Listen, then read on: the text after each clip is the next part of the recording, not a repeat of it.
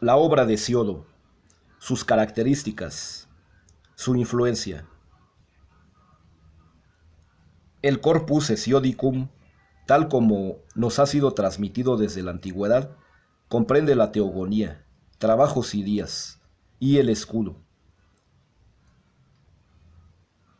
Pausanias afirma que en el Valle de las Musas solo los trabajos eran considerados como obra de Hesíodo. En las demás partes se admitía también la autenticidad de la teogonía y del catálogo de las mujeres. Esta última obra la conocemos en parte por numerosos fragmentos y sobre todo por los 54 primeros versos del escudo, o sea, lo que ha sido llamado las Eas.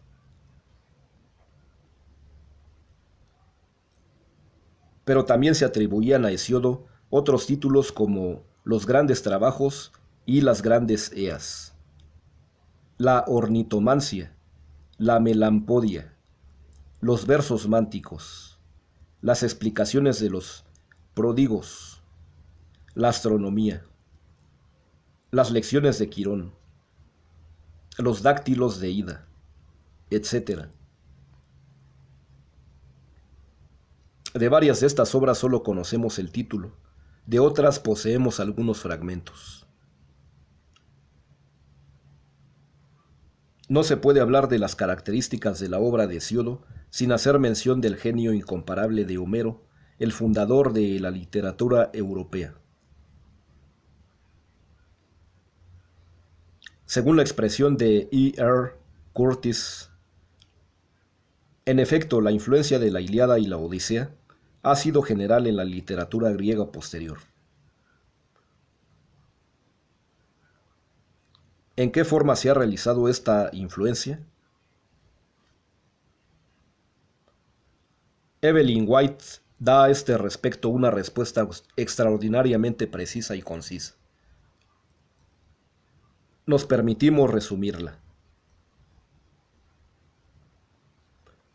Homero había agotado en forma completa el género épico, que los intentos posteriores de este campo estaban condenados a ser meramente convencionales.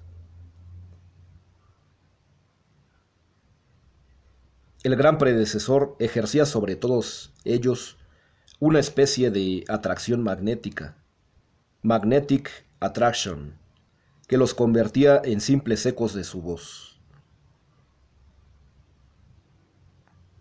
Para librarse de las influencias de esa todopoderosa tradición, era necesario buscar nuevos temas. En este camino de búsqueda se coloca la así llamada escuela beocia, con un empleo extensivo y casi abusivo del término escuela. De tal escuela Hesíodo es, sin duda alguna, la figura típica, y las características de la obra del pastor de Ascra serán las características de la nueva orientación.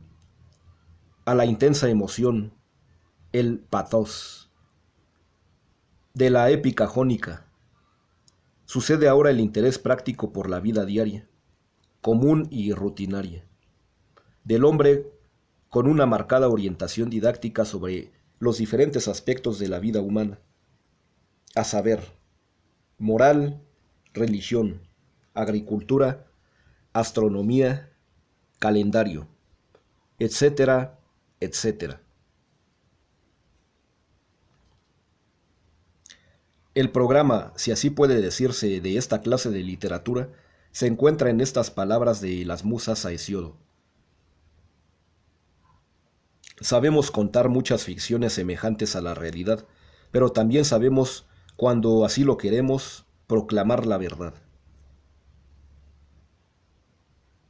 A la ficción jónica, épica y guerrera de Homero, se contrapone la verdad de la vida diaria, hecha de religión y de trabajo, tal como se encuentra presentada en los trabajos y en la teogonía.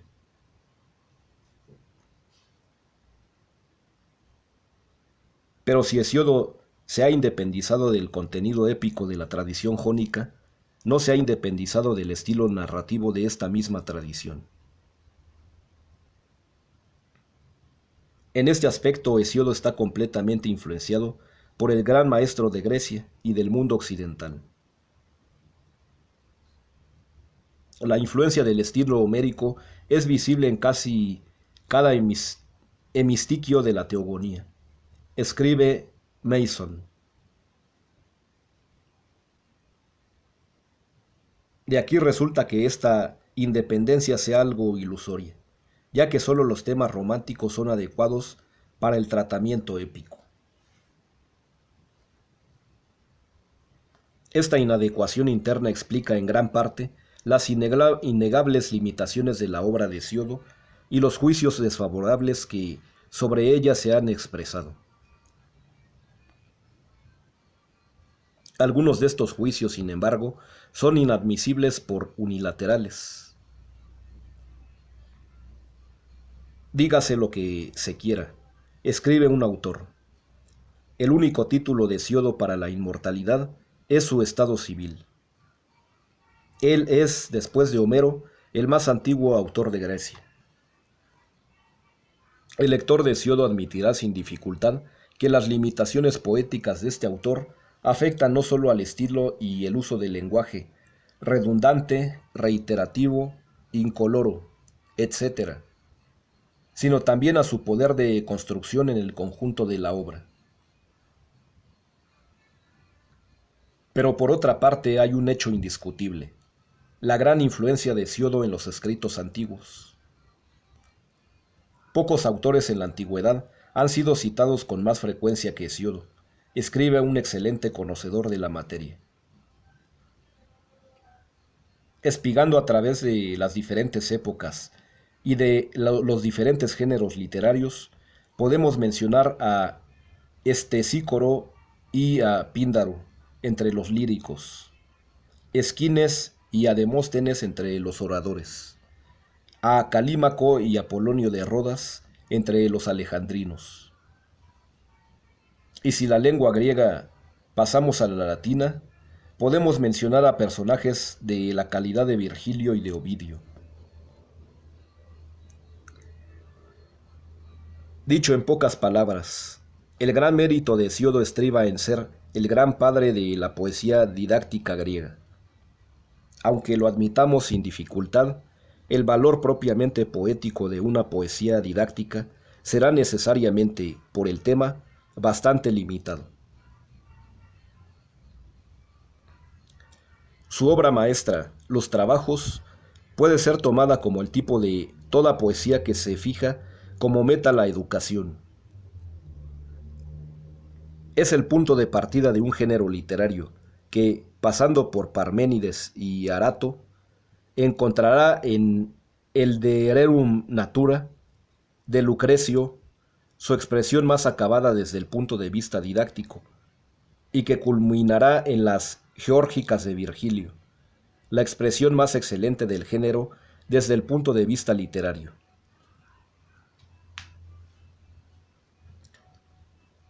Para el gran poeta latino, el Pastor de Ascra sigue siendo el modelo. Ascraeunquum cano romana, per opida Carmen. La teogonía. Preciso ahora es ayudar al lector mediante una brevísima introducción a comprender un poco mejor cada una de las obras que compone el corpus Hesiodicum. Comencemos por la teogonía.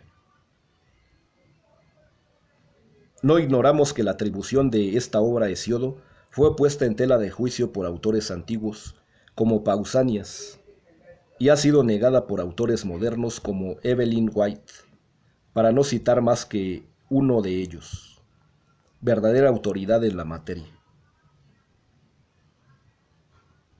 No obstante, la teogonía está firmada como dice Mason. La tal firma se encuentra en Son ellas, las musas, las que en otro tiempo enseñaron a Hesíodo, y viene a ser confirmada por la alusión que se encuentra en los trabajos, porque las musas me enseñaron a cantar un himno admirable.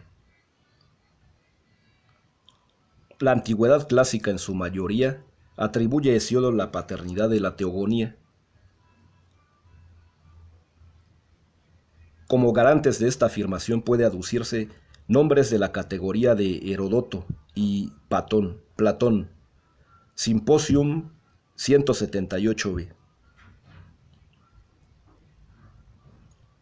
Y esta es la opinión, además, de una buena parte de los críticos modernos. Con esto no queremos decir que la teogonía en su totalidad sea la obra de Hesíodo. Ni siquiera los críticos más conservadores, como dice Kirk, adoptan semejante posición. Pero sí puede afirmarse sobre la base de una crítica seria que las inevitables fluctuaciones posteriores que sufrió el texto de esta obra no afectaron lo esencial, el núcleo de la obra del poeta de Askra. No es del caso tratar de fijar límites movibles y removibles según los vaivenes de la crítica entre lo que es auténtico y lo que es interpolado en la obra que nos ocupa. Baste saber que las interpolaciones o adiciones posteriores son numerosas, breves algunas, de cierta consideración otras. Las más importantes por su extensión, así como las más fácilmente perceptibles, tanto por su inadaptación al contexto inmediato, como por su diferencia del lenguaje y del estilo, son los pasajes que tratan sobre el Tártaro, sobre Tifeo y sobre las esposas mortales.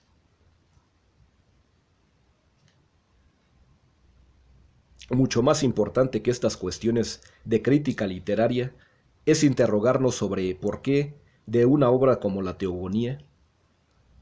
En otras palabras, ¿cuál fue el propósito del autor al escribir su obra? Heródoto nos ayuda en parte a dar una respuesta a esta pregunta. En el segundo libro de su historia encontramos este pasaje. En cuanto a las opiniones de los griegos sobre la procedencia de cada uno de los dioses, sobre su forma y condición, y el principio de su existencia, datan de ayer, por decirlo así, o de pocos años atrás.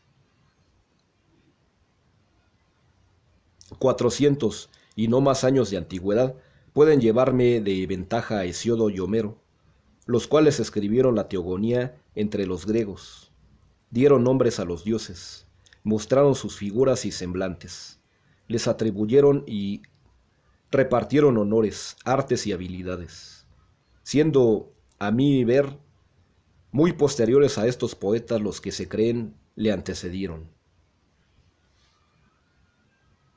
Esta última observación es mía enteramente.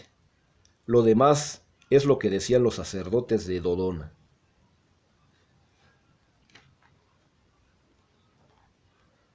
Este pasaje, lo repetimos, nos ayuda no solo parcialmente a encontrar la respuesta a la pregunta que nos hacemos. En efecto, encontramos en el texto citado no solo su inexactitud, o por lo menos un dato sumamente discutible, como es el hacer de Hesíodo un contemporáneo de Homero, sino también y sobre todo una inadmisible simplificación.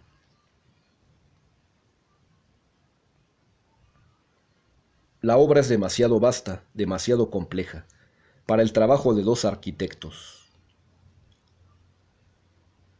Sucede con esto algo semejante, lejana semejanza a lo que observamos en el caso de las grandes catedrales medievales. Conocemos los nombres de alguno o algunos arquitectos, escultores, vitralistas, etc. Pero la obra en su conjunto es el resultado lento y complejo de una muchedumbre anónima actuando a través del curso de los siglos. Ciertamente, y en esto encontramos la parte verdadera de lo afirmado por el gran historiador griego, Homero y Hesíodo, son los primeros, de acuerdo a lo que del pasado conocemos. en haber intentado y en habernos ofrecido estos grandes intentos de síntesis teogónicas que encontramos en sus respectivas obras. Pero los elementos de tales síntesis se han ido fraguando a lo largo de remotas y oscuras épocas anteriores. Lo que a nosotros los modernos nos ha hecho equivocar en su comprensión de la etapa primitiva de la religión griega ha sido el extendido y arraigado error de tratar a Homero, y nosotros añadimos a Hesíodo, como primitivo.